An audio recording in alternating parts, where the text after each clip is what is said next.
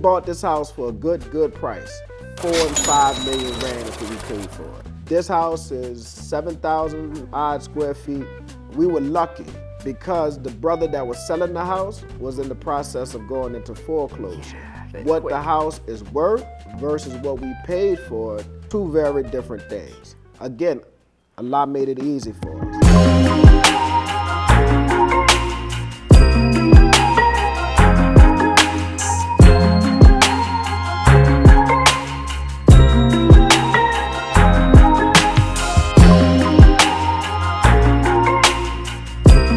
I'm Assad. And I'm Adrian. And we relocated from New Orleans to Johannesburg, South Africa, and we just bought our new home. Come check it out.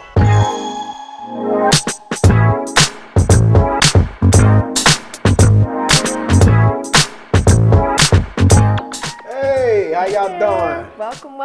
Welcome to the cribble. Come on in.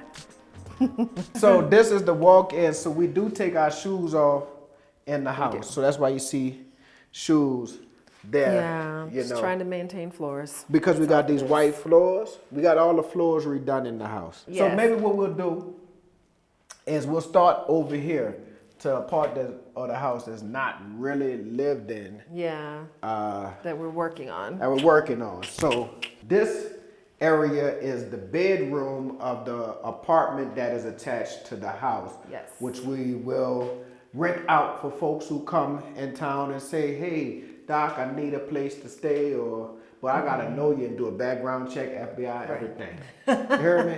So this would be the bedroom. The bed is coming. They can't deliver stuff until after the new year because the way the estates work. So this is the little living room slash kitchen, living area. Kitchen area of the apartment. Refrigerators coming.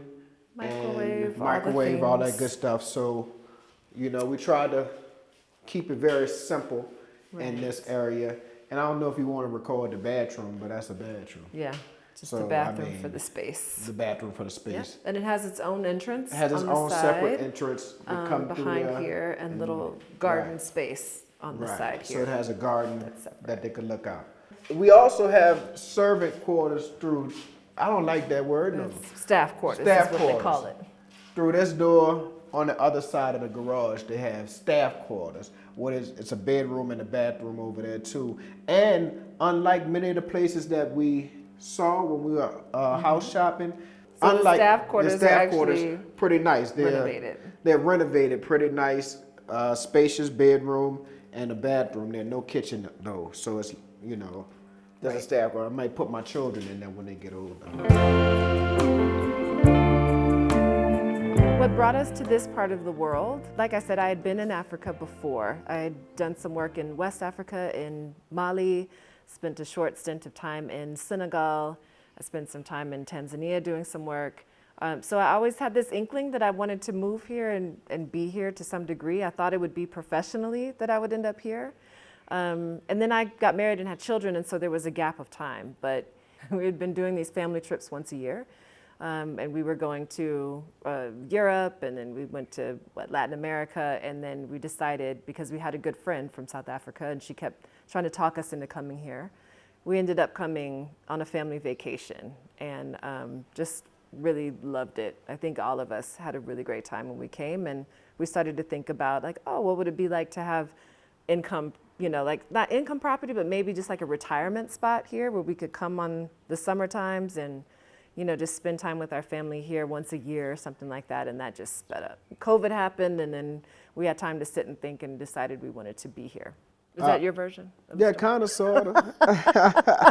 I never wanted to leave my city, so I had no thoughts. When we got married in 2009, Adrian was doing graduate work in Tanzania, and so I went to Tanzania to visit her. That was my first time on the continent. With a pit stop in Egypt. It was a great trip, but when she came back home, she would say stuff like, oh, we should move to Tanzania. Oh, we should move to Kenya, because she had a friend in Kenya. And I'm like, I'm not leaving this neighborhood.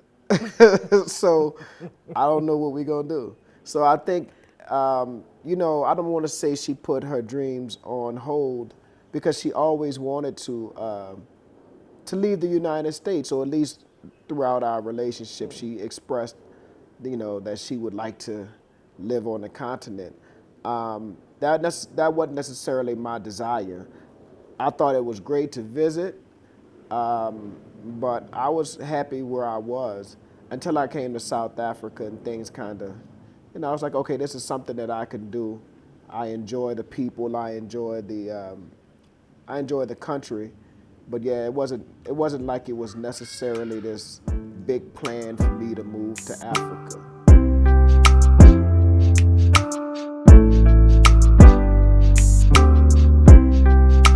All right, so behind this door is a scullery that washer and dryer, and where you can wash dishes when you have guests. Last time, I don't know if I should say last time, but our artwork represents my culture.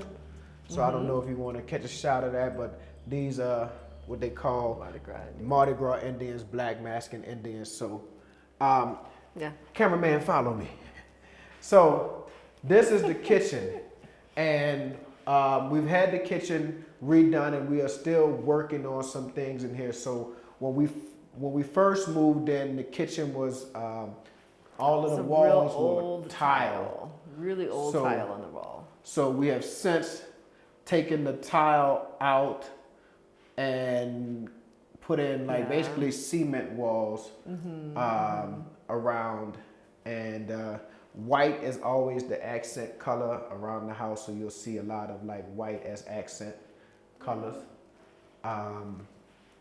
And so this is the kitchen. Now, I love this kitchen, and we may be changing these countertops out, but I do love the kitchen because it's spacious. Now, we have a formal dining room, but as a family, this is where we meet. This has become the most important place in this house in terms of where we gather. Right. And even when other people, like our close friends, come over, they still gather in the kitchen. Up here. Everybody gathers seated here in the kitchen. People bring seats from the other place to sit in the kitchen. So, which is cool. The original aesthetic reminded me of very southern, really southern plantation style. I hate to say it like that, homes, but with the larger kitchens. But yeah, with the larger kitchens, more spacious, where the kitchen acted both as dining room and food preparation. However, we do have a formal dining room. So.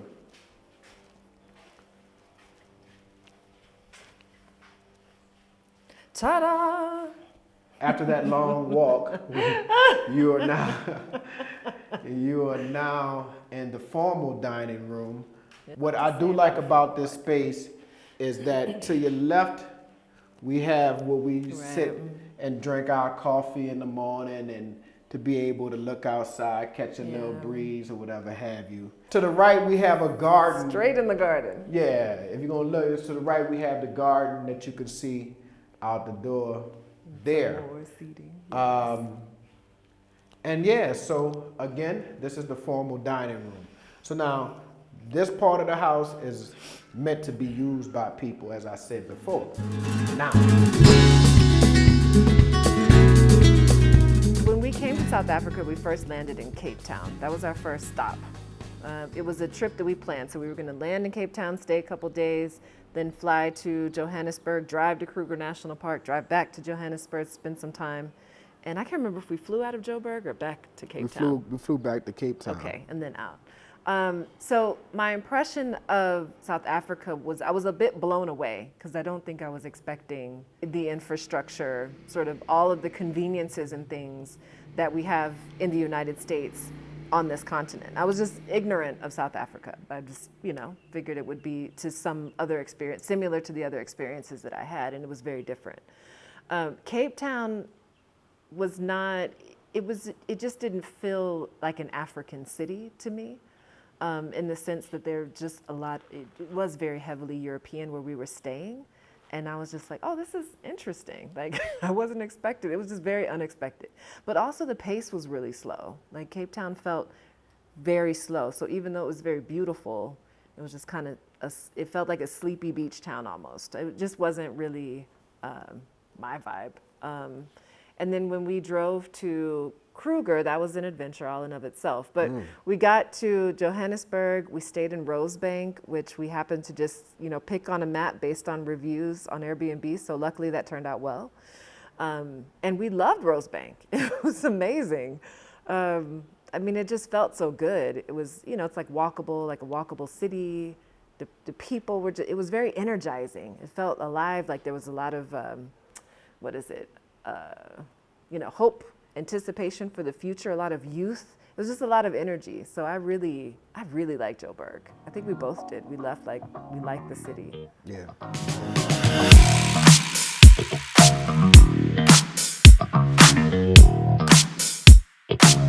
So this is a reception room, living room, dining room. Not dining room.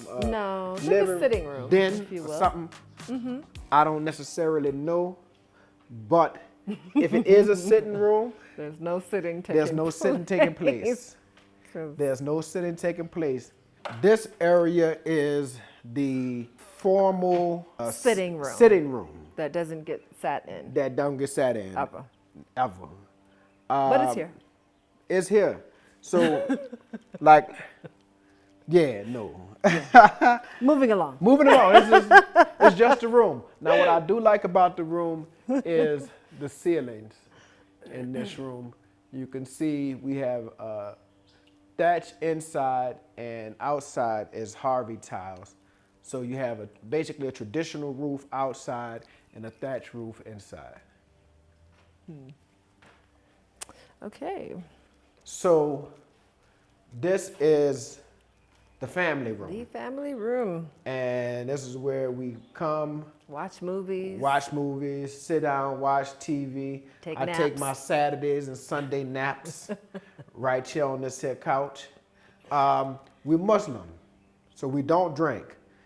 But if you buy a house in South Africa, I guarantee you it will come with a bar. All of them. And as you can see, our bar is old and empty because we don't drink. So it's just there. It's just there. At this point, we are deciding whether we're going to remove it and put another seating area over there, table, chairs, something. Might do a pool table. But there's enough space. It is enough space. But the demolition alone, I'm like, oh. That's the problem. It's just it's going to take long-term demolition. Not long-term, but, it'd be a lot. Then the other thing is just to refurbish it, rehab it with some paint, upgrade it, get some new chairs. Yeah, so. I don't know. All money that can be spent later. That can be spent elsewhere too. Now, if we swing out this way, this is the outside dining patio area. Braai area. So we have the Braai over here, and we have a 1, 2, 3, 4, 8, 9, 10 seater here. And so when rainy season actually ends, we can host use guests again. So we have hosted people out here for, what was it? Was it Freedom Day? Juneteenth, sometime in February maybe? I forgot when it was, but what was great is that we're able to open up these doors and you kind of get the indoor, outdoor feel. People were able to take the bar chairs and stools and set up here. Had a little music playing, had the food set up over that way. So, this is our little good time. Indoor, outdoor area. Come on, I can show you the upstairs bedroom. Hey Web Nation family, for years we've been sharing stories of diasporans who have relocated from the diaspora and currently living here on the continent of Africa. You guys have been enjoying the episode, saying in the comment section that you want this to be you one day. Why don't we just bring that time to now? We are inviting you to come on a trip with us to South Africa in November 2026. This is going to be an 11-day experience of we visiting cities like Cape Town, Johannesburg. We having experiences like going to the wine lands and actually experiencing South Africa, the people, the food. This is not just a vacation. This is a very well detailed experience that gives you the proper insight on people interested in relocating. The beautiful part about this is we've made it easy for you to come on this trip with us. By you just making the deposit, you get to pay the rest in installment and get yourself on a trip with us to South Africa. Scan the QR code, secure a spot, and see you in South Africa. Now guys, let's get back into the video. Like the households, I would say our budget is about 6,000 US a month. Yeah, About that. Yeah. roughly. And that's just including like private schools, of course, all of your home related costs, entertainment. We only have one car. So that's with insurance and fuel and things like that. And then medical insurance. So yeah, I would say our budget is between 5,000 and 6,000 USD a month. Part of that is also that we go out to eat a lot. We do. We socialize a lot. Our children have access to Uber Eats that's connected to our debit cards, and you you So walk when in we're the out, it's like you walk in the kitchen and it's like, oh, who ordered steak four tomahawks? with sushi and everything else. Like, wow, okay. What is going on? Who is paying for this? Right. So a lot of that is so that 5 to 6 is really inflated on our end because we like to go out, we like to go to restaurants, or it's not. We don't deny ourselves much, right? So if it's something that we feel like we want to do, we will do. I do think that we could probably tighten up that budget a little bit and still have a relatively comfortable life and a relatively social life for about 4,000 a month. I mean, Yeah. yeah, If we got discipline. if we got discipline, right? But I think we're at a stage where we're like, we worked hard. I've been working since I was 13, 14 years old. Me too. Right? So like, I feel like I've worked hard and I want to enjoy some things, So we enjoy ourselves a little bit.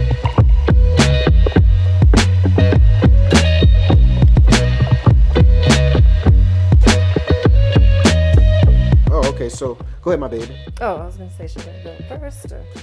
All right, so we got the stairs and the floors redone in this place too.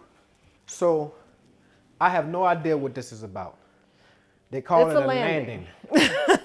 So That no one uses or sits in. because I ain't come from no house with no landing, I ain't know what to put up here besides some trees and these chairs. So, and don't know. Well, a lot of times people have when they have landings, it's like a family room area. Oh. But we have enough sitting spaces Right. that you don't need to create yet Another. another one. So it's just like, well, it's there. but- Nobody sat in these chairs either. No Because it's use. just, who gonna come upstairs to sit up here? I don't know. Right. All right. Okay. So we can go down the hallway. Now, because I have teenagers, you may have just heard them screaming. We will not go into their room, but we will turn it out. There's a whole bedroom right here. There's a bedroom right here. They'll close them up now. Closing them up. There's another bedroom right here. Right? Now, on the other side, I guess I should have pointed that out too. On the other side is the master or main bedroom, but we'll show you some other areas. All right. So, is he in there? No, we're above our entryway. Yeah, We're so back this is- to the front of the So house we got now. two sets of steps, the steps in the back, the steps in the front. So we'll go here. Bypass. So Wanna this straighten is it my office. This is the last book I wrote, Find Home Again, My Journey from the United States to South Africa. That's my pa. That's my mama. God rest her soul. That's my sister. That's Adrian. And that's me when we were, ooh, boy, we was young yet. But look at me. Zanzibar, I think. That's me as a young man. And this is my Yeah. grandfather, who I talk about actually in the book quite extensively. And for those who be thinking I'm faking the funk, these are the degrees. It is. These are the degrees. That's the Doctor of Philosophy. And this is the Masters of Arts. So they be like, ooh, Oh, uh-oh. see, should have left them there. All right. So All right. this is the office. This is where I take meetings, do work. All right. And it also has the thatch roof in here. All right. We can move along. Now, this is my daddy's room. He don't live here, but since he stayed He here, has a room. he has a room. Yeah. So this is my daddy's room. Let me say this. Back at home, this would have been like the master bedroom. A bedroom big enough to fit a sectional. We would have been like, oh, this is our master bedroom or whatever have you. Yeah. But our master is actually quite bigger. And this is just the bathroom over here. All right. I'm not going to the balcony because I don't have shoes or anything. It's been Oh, raining. okay. Well, So I'll let you do that. so this is the balcony. We haven't really done much with this quite yet, but these are like the kids' rooms here. This is actually AC units up here. But what I wanted to just show was like, that's the master bedroom and bathroom on that side. But it's really just catching the view of the garden, which is relaxing and peaceful. I'll come out here, do a little vaping. But other than that, that's it. So, I mean, we've been in the house since I think February, and this is now December, and we still have a lot of work that we plan on doing around the house, redoing the garden there. We have rooms one big room that is empty. We're turning that into a theater. Yeah, so we got other little projects that we have to do. I work for a global NGO that is based in the United States. So we do like girls leadership development work in about 30 countries. We partner with local organizations and then carry out our work in that way. Started this position when I was in the US and then moved here with that position. So the work is still the same. The role is still the same. I oversee our global programming. So, since we have programs in the United States and quite a few on this continent, but also in Asia and Latin America, then it's a fully remote team, so we can all do our work for the most part from wherever. Man, let me tell you, we got a little YouTube channel, and I just defended my dissertation in 2021, and it was strange. I don't think Hasina even knew what my dissertation was on. So we are on the YouTube channel. I'm letting everybody know the excitement that you get when you accomplish something like earning a PhD. And I said, yeah, I got my PhD, whoop-de-whoop, whoop-de-whoop. Well, one of the viewers of the channel reached out via email, Dr. Hasina Ibrahim. Shout out to her. I will forever be indebted to her. And she said there's this center called the African Center for the Study of the United States, and they're looking for postdocs. Now, I could have been a postdoc in chemistry or, you know what I'm saying, something that would have had nothing to do with the center, but just she reached out. I said, okay. I sent them a research proposal, and long story short, they responded with an affirmative, and that was the way we were able to relocate here. So I started off initially as a postdoc before I took on a position. And the work that I do at the African Center for the Study of the United States, I manage the Diaspora project, and very broadly, my goal is to connect African American institutions, organizations, and individuals with the African continent. We do that through three main ways: community engagement, joint research and publication with African American academicians and researchers, and through cultural exchange. So we run short-term study abroad programs. I've had Morgan State, Howard, North Carolina A&T, Billard, Xavier, various HBCUs, Prairie View, that have sent students here for our 2-week-long program or a 10-day-long program so that they can experience Johannesburg, South Africa. We've also partnered with organizations like the National Association of Black Social Workers, where we have brought social workers for the last 2 years here to South Africa. In fact, they just left a few weeks ago. So the idea is to bridge the gap through academics and professionals, so that those with the skills from that side maybe can be interested in investing some of those skills this side. And then secondly, we are happy to say that we have had Wits University students now attend Xavier University and then North Carolina A&T. So it's not just a one-way exchange, it's a true exchange where we have students, faculties, and professionals coming from the United States, and we're having students, faculty, and professionals going to the United States. It's good. It has its moments. It has its moments. Overall, though, I think it's been good. Yeah. It's been really good. I mean, just like changes in our life, I think that we are more social. We sort of get out and about now. We have a really great community here. We do. I'm much happier with the schools here. And that's not a blanket statement for all of the United States. Maybe it's just the school my kids were in New Orleans. Shout out to New Orleans. I'm happier with that school. We all right, though. Right. We learned to read. Let me see, what else? I mean, the pace of life is still nice. It's not too slow. No. I think at first we were like, everything closes too early, but we've adjusted. We made an adjustment. Yeah. Yeah. I like it. Yeah. I think I like what it's done to my children more than anything, more than all of our socializing or whatever have you.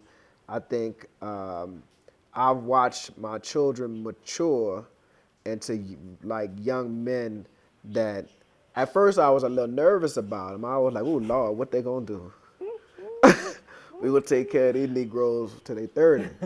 But now I'm seeing the maturity come in. I think that's part of the culture because the school that they attend, you know, where those grades and those scores and education is still important, and the peer pressure that comes from that, right? You know, in the U.S., you can be a C student and still go to college.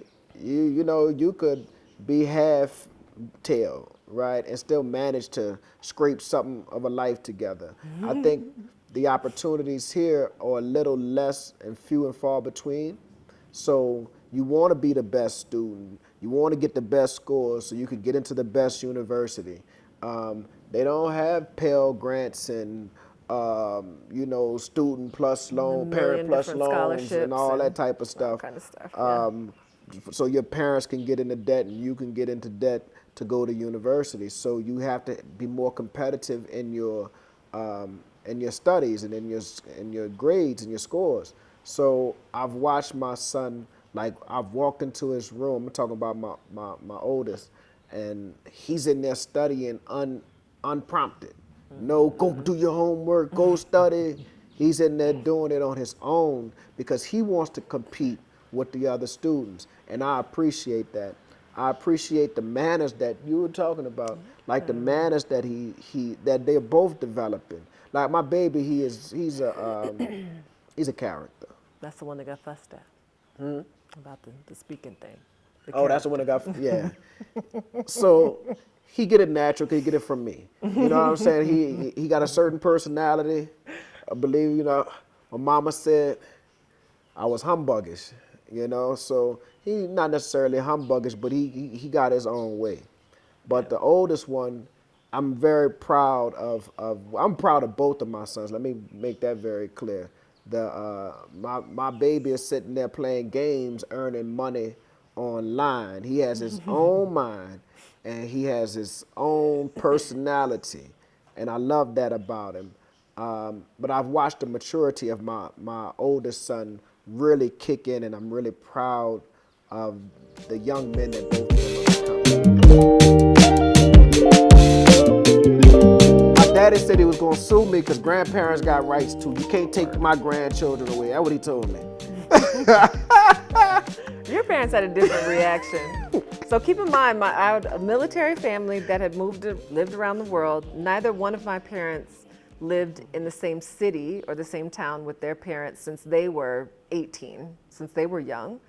So, and I left San Antonio when I was 18 and had not moved back home since. I went back to visit, but I didn't live with them in the same city for many years.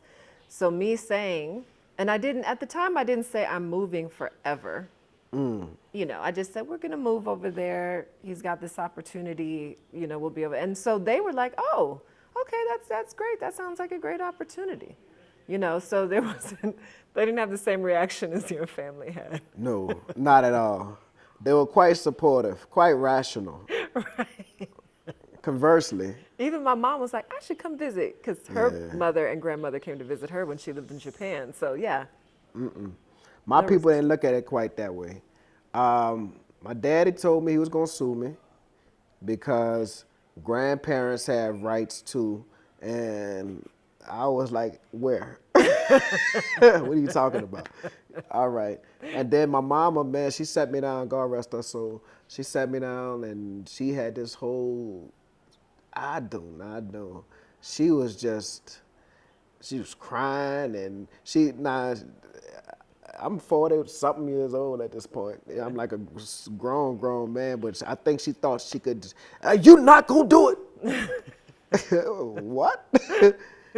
All right. So the strangest thing though, they became some of the biggest supporters, my mom and my dad. Once we got here, relocated, it was about a year, and my mom would call and say how proud she was of stuff that I do, the work that I do at the center, the things that I was involving myself in, and the life I was able to provide my sons. And my daddy has been here twice. He came in April, and he just left maybe about 2 months ago or whatever. He stayed about a month with us.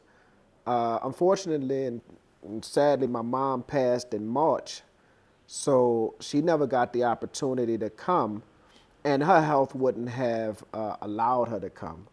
But I think she was very proud that we were able to make this move. She didn't see the vision at first, and I think more of the under that was the idea that her baby, because I'm the baby of the family, right? So I have two older sisters, but it's like the baby, and I'm the boy. I'm the only boy. So it was like, oh, my baby's gonna move away.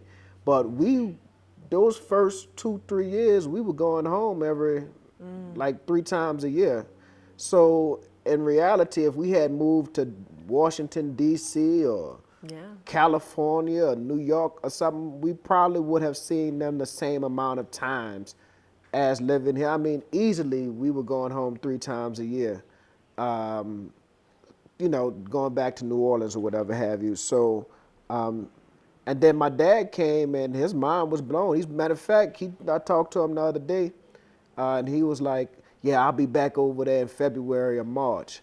So I think it's a blessing that I was able to at least get my dad on the continent, and then that my mom was able to see the vision long term and how it impacted my sons. And then I think there was a time when the city, New Orleans, got kind of bad while we were gone. Like the murders ramped up and stuff like that. And she was just like, I'm so glad you got my grandbabies out of this city. So I think that was, but yeah, the initial reaction, it wasn't good. It wasn't something that, but the thing about it is, look, love my mama, but she done passed on. Now, had I made my decision, think about that. Had I made my decision, I can't leave because my mama say I can't go. She done passed on, you know what I'm saying? Like, so you gotta, we hear a lot about people talking about their ancestors. And I love my ancestors, but I don't live for my ancestors. I live for my descendants. That's who I can control who my ancestors were. Some of them were good. I know some of them were bad, you know. Some of them would throw it off. Some of them will let throw it off. You know what I'm saying? I can't change that, but what I can impact is the life of my descendants. Yeah. So I have to make decisions based on my descendants. So that's what I did. My children, I wanted them to have a better life, different opportunities to experience the world in a different way. So that's why I made the decision to leave. Giving up your home or your car, or that was stuff that I was happy to, just relief. It was relief, like get this burden off me. Yeah. Because it was also like we were debt free Yeah. too. Like when we first got here, it was like, whew, I'm free and debt free. I don't have anything sort of hanging over me. So like, I gave up my Audi that I loved. I did love that car. Oh my God. I had to let go of my car. I had to let go of my truck. That's true. Sometimes We you made gotta be major reminded, sacrifices. wait, Let's go maybe I back to this did. again. There's major sacrifices to come here. I had to give up my truck. Oh man. I'm trying to think. I don't know about major. I think like there is some sacrifices that I think we're not gonna that we. Okay, so culturally, our children are New Orleanians. They're born and raised in New Orleans, right? Yeah. But they're not culturally New Orleanians. No. They're missing, this is the time when they're supposed to kind of, food-wise, they know the food. Mm-hmm. They know some, like they know Mardi Gras, but, but like the stuff that really signs them up for the culture, they're not. So now they're kind of this, what they call them, third culture kids? Mm-hmm. Like the third culture kids, like trying to find their place within South African society, right? Mm-hmm. So I think that's something, when we first got married, my wife wanted to move, and I was like, no, I need my children to stay in New Orleans because I want them to, I want them to experience, so I guess it's a contradiction. I want them to experience certain things, but I didn't want them to experience like the violence and stuff, but I wanted them to experience the beauty of their own culture. Because unlike many, let me not say that, New Orleans has a distinct culture. And a lot of times, people come and they say, well, I'm going to move to the continent and I'm going to adopt this. And I think people do that when they don't have a culture that is as distinct.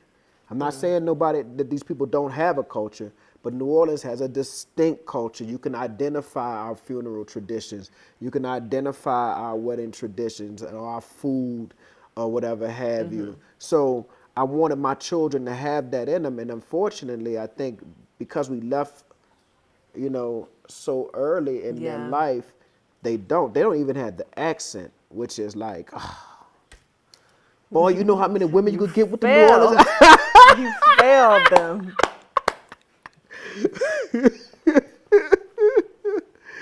Oh man, but it's all right though. It's all right. Peace ain't found in no place; it's found in yourself. So if I didn't have peace in the United States and I moved here, I still wouldn't have had peace. Peace is something that you got to find within yourself. It's not tied to a location. I know I hear people, I moved here and I found my happy place. Look, that's because, stuff could turn so quick in that particular place, and it's no longer your happy place and your peace. All that got to come from within. That's got to be the stuff that you discover about yourself, the happiness within yourself, the peace within yourself, and that starts with accepting yourself and knowing yourself. And I said this last time, I accepted myself a long time ago. I am very self-aware. I know the things that's wrong with me. I know the things that's right with me, and I'm comfortable with that. And I've been comfortable with it a long time. I don't know anything about moving to a place, finding no peace. I had peace a long time ago. Okay. I'm sorry. Did I? I'm sorry. That's good. That's good. That's my affirmation for the day. Find peace within yourself. Stop looking for it in other places. You better find it within yourself. I would say, just need to spend a little time making a plan. You can definitely sell your home and get a beautiful home here. It is affordable here in comparison to, but I would say you need to iron out your visa pathway. It's really, really important to figure out how you're going to be here legally, and not sort of try to just figure it out when you get here, because that application and everything needs to happen from the United States. I would say the second most important thing is just how are you going to earn income while you're here, if you need that. You know, some people may have a lot of money, or maybe they're retired. That's different from those who aren't retired that have to figure out how they're going to sustain their life here. So those are the two most important keys. I think everything else can be figured out from there. But once you have those in place, then you can move forward. And that's more from the logistical side. I would say from the philosophical side, home will always be there. Home is not going anywhere. True. New Orleans is not going anywhere. San Antonio is not going anywhere. Dallas not going anywhere, right? So take this opportunity. Take the opportunity to try to, if you feel that calling or you feel that desire to relocate, and you want to do it, plan properly, and then move on that plan, and don't think about, oh, I'm leaving. If you go and you don't feel successful, or if situations turn and not in your favor, Can always go home. home is always there. Yeah. It's not going anywhere, I promise. I hope that at least my oldest son will be in university. It would be great if he could stay here, but we'll see, as long as he's on that path. I hope that we're still here, that life is still good for us. Yeah, I think my concern is my children. So in 5 years, I just want to make sure that they are still on the path of developing into the young men that I just said I was very proud of, and to achieve whatever it is that their hearts want to achieve. And then as for us, you know, I hope we are still happy in this house, because like you said, I'm not interested in going through the home purchase process again. No. Yeah. I want to be just healthy, still enjoying my life day to day, and I want my kids to be happy and prosperous, and that's all I can ask for. That's all you can ask for. That's it. Just to be healthy, in love, peaceful. Mm-hmm. Yeah, that type of good stuff. I would have said do it in 2005, boy. It wasn't enough. Yeah, I mean, that's when I would have done it. Like, Hurricane Katrina came through New Orleans, decimated the city, and then everybody else that was smart, they stayed in Houston and Atlanta and got money and big old houses, and their children go to good schools.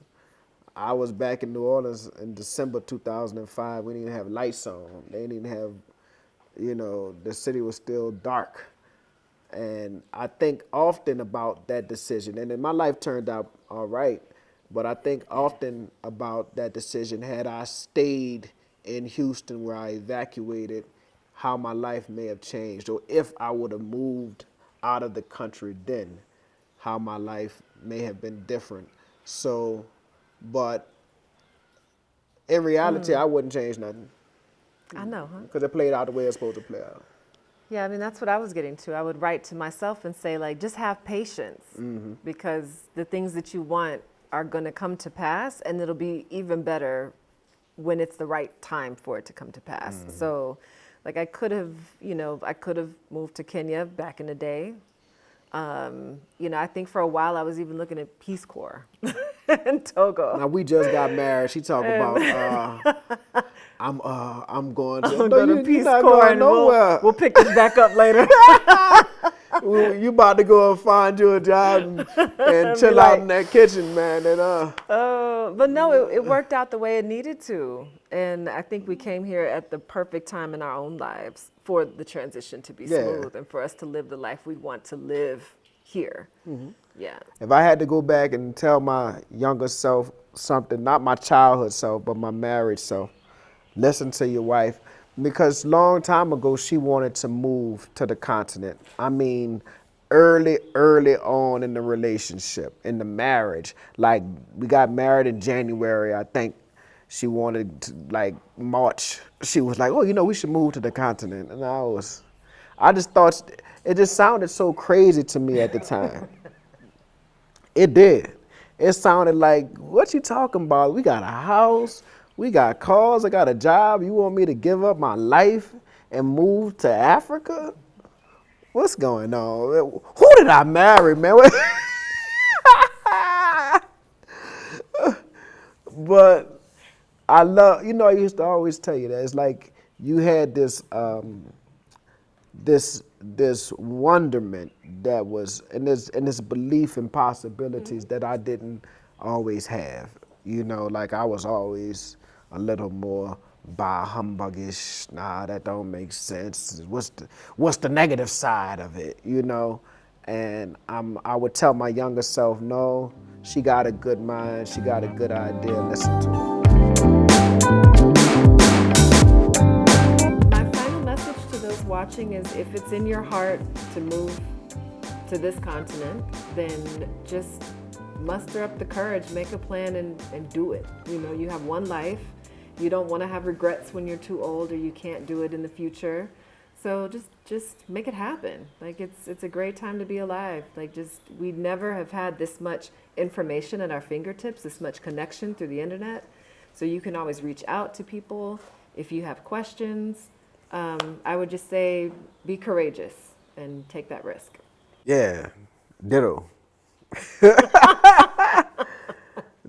Just do it.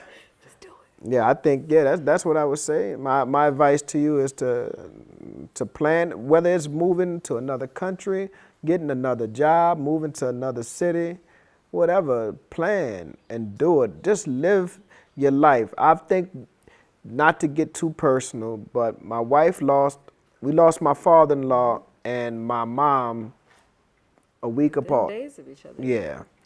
And I think it's impacted me to where I think being hesitant on your dreams is, don't be hesitant on your dreams. Don't be hesitant on your desires, because life is not promised. You're not promised tomorrow. You're not promised next week. You're not even promised 10 minutes from now. So if there's something that you want to do, if there's a dream that you want to pursue, start it now. Whatever that looks like. If it means you just start a Google search to understand more about it, start it now. Because one thing you don't want to do is die with regrets.